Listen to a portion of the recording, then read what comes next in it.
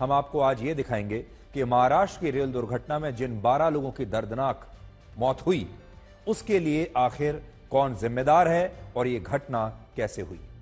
यह दुर्घटना आज शाम को 4:42 पर महाराष्ट्र के जलगांव में तब हुई जब लखनऊ से मुंबई जा रही एक यात्री ट्रेन में, पैसेंजर ट्रेन में, यह अफवाह फैल गई कि ट्रेन की कुछ बोगियों में आग लग गई है।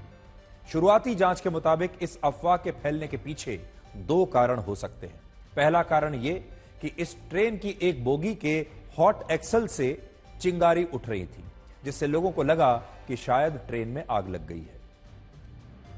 हॉट एक्सल उस स्थिति को कहते हैं जिसमें ट्रेन के पहिए गर्म होने की वजह से उसके बेरिंग जैम हो जाते हैं और ऐसी स्थिति में ट्रेन की स्पीड कम होने लगती है और कई बार ट्रेन के पहियों से चिंगारियां निकल सकती हैं।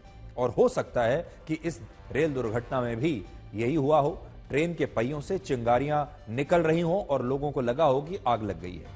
जिस बोगी से ये चिंगारियां निकल रही थी उसमें बैठे लोगों ने घबराकर ट्रेन की चेन को खींच दिया और ट्रेन को रोक दिया और वो ट्रेन से उतरकर दूसरे ट्रैक पर जाने लगे और दूसरे ट्रैक पर जाकर बैठ गए। इसी दौरान उस दूसरे ट्रैक पर आ रही एक ट्रेन ने इन यात्रियों को कुचल दिया और इस दुर्घटना में उनकी मौत हो गई। इसका दूसरा कारण यह भी हो सकता है कि कुछ यात्रियों ने बिना किसी कारण के यह अफवाह फैला दी हो और इस अफवाह के कारण 12 यात्री मारे गए। हालांकि अभी रेलवे पुलिस ने इनमें से किसी भी कारण की पुष्टि नहीं की है, लेकिन यह जरूर बताया है कि जिस स्थान पर यह दुर्घटना हुई उस जगह पर एक शार्प टर्न था, जिसके कारण दूसरे ट्रैक पर बैठे यात्रियों को जो ट्रेन है जो सामने से आ रही थी वो आती हुई दिखाई नहीं दी और यह दर्दनाक रेल दुर्घटना हो गई। लखनऊ से छत्रपति शिवाजी महाराज टर्मिनस की तरफ आने वाली पुष्पक एक्सप्रेस, इस गाड़ी का अलार्म चेन पुलिंग की घटना माहेजी और परधाड़े इन 2 स्थानकों के दरमियान हुई थी। अलार्म चेन पुलिंग होने के बाद में ये गाड़ी रुकी थी। इस गाड़ी के रुकने के बाद इसमें से एक कोच में के कुछ यात्री जो है वो नीचे उतर गए थे। उसी वक्त पे दूसरी डायरेक्शन में जाने वाली कर्नाटक एक्सप्रेस जो कि बेंगलोर से दिल्ली की तरफ जाती है, ये गाड़ी उस ट्रैक से पास हो रही थी।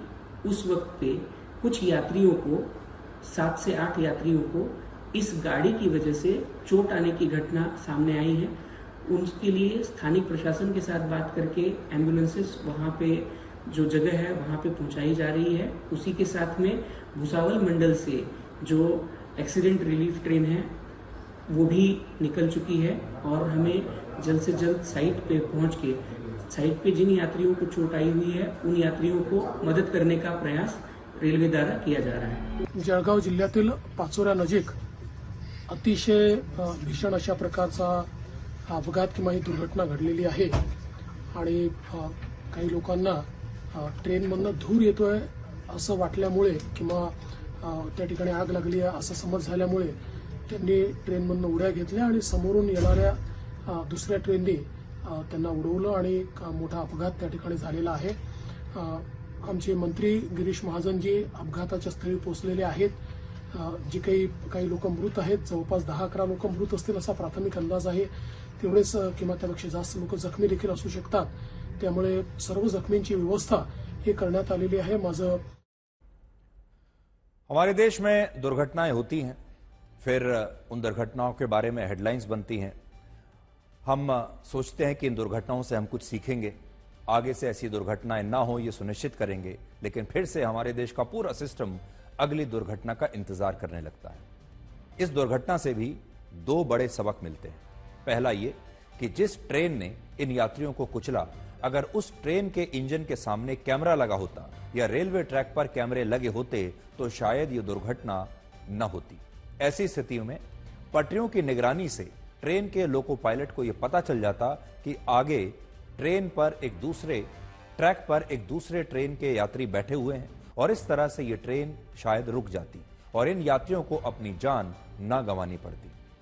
अमेरिका, चीन, ब्रिटेन, फ्रांस, जर्मनी और जापान जैसे देशों में अधिकतर ट्रेनों में इंजन और रेलवे ट्रैक्स पर कैमरे लगे होते हैं, जिनकी मदद से इनकी निगरानी की जाती है और वहां इस तरह की घटनाएं ना के बराबर होती हैं। दूसरा सबक यह है कि भारत में अफवाह से निपटने के लिए कड़े कानून होने चाहिए। भारत में हर साल अफवाहें फैलाई जाती हैं, अलग अलग प्रकार की। अफवाहों के कारण मॉब लिंचिंग होती है, सांप्रदायिक दंगे होते हैं, भगदड़ की कई घटनाएं हो जाती हैं और हमारा सिस्टम इन अफवाहों के कारण होने वाली दुर्घटनाओं को रोकने में नाकाम रहता है। अफवाहों को असल में हम गंभीरता से लेते ही नहीं। अफवाह एक बहुत गंभीर अपराध है, अफवाह फैलाना। इसलिए अफवाहों पर अंकुश लगना बहुत आवश्यक है। हमें यह भी देखना होगा कि अगर इस दुर्घटना में ट्रेन के पहियों से चिंगारी निकल रही थी तो इस तकनीकी खामी के लिए भी कौन जिम्मेदार है।